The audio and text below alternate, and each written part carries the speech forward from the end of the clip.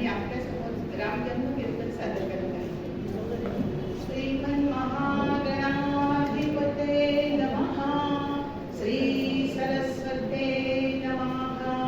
श्री गुरुभ्यो नमः. श्री नारद महर्षे नमः. श्री मातृपितृदेवताभ्याय नमः. श्री श्रोतृदेवताभ्याय नमः. वक्रतुंड महाकाय सूर्यकोटि समप्रभ निर्विघ्नं कुरु मे देव सर्वकार्येषु सर्वदा.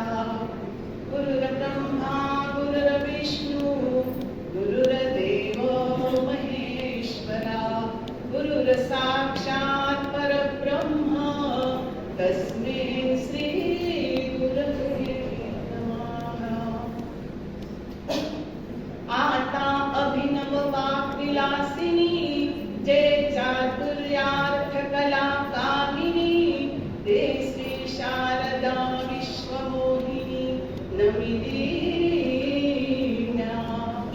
मंगले मंगलाधारे मांगल्ये मंगलप्रदे मांगल्ये मंगलेशे मंगलं देहि. वसुदेवसुतं देवं कंसचानूरमर्दनं देवकी परमानन्दं कृष्णं वन्दे जगद्गुरु. कृष्णं वन्दे जगद्गुरु. अलंकापुरी पुण्यभूमी पवित्र तिथे नांदतो ज्ञान राजा सुपात्र.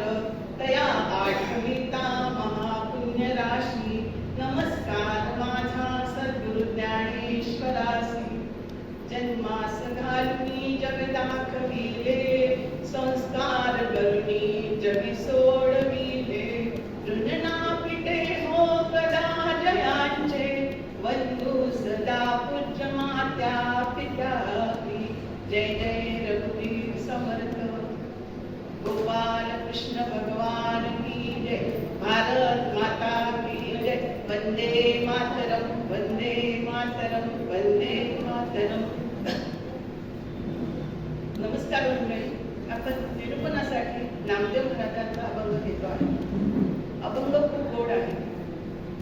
अमृताहुनी गोड नाम तुझे देवा.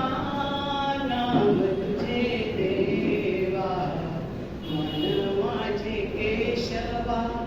कामान घे कामान घे.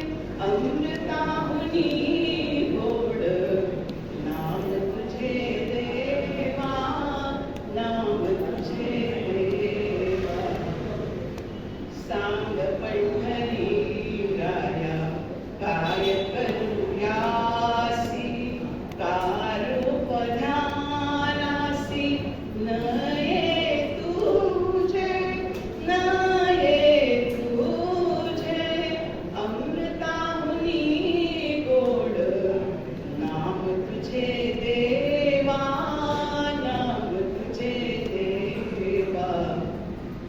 कीर्तनी वैसाता नेत्र लागविले. मन माझे गुंतले विषय सुखा.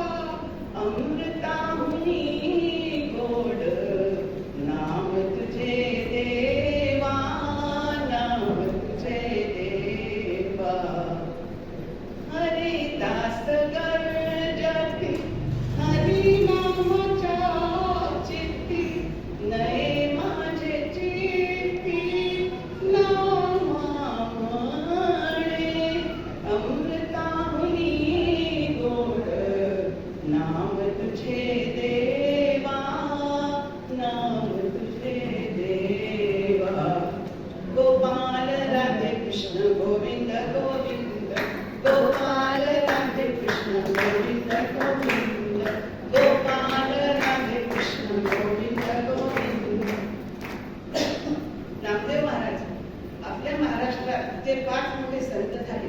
त्यामध्ये त्यांना पंचमवेद बोलतात. त्यामध्ये ज्ञानेश्वरी असो, एकनाथ गाथा असो, नामदेव गाथा असो, तुकाराम गाथा असो किंवा समर्थांचा दासबोध असो, अशा या श्रीमंत महाराष्ट्रात आपली वस्ती आहे.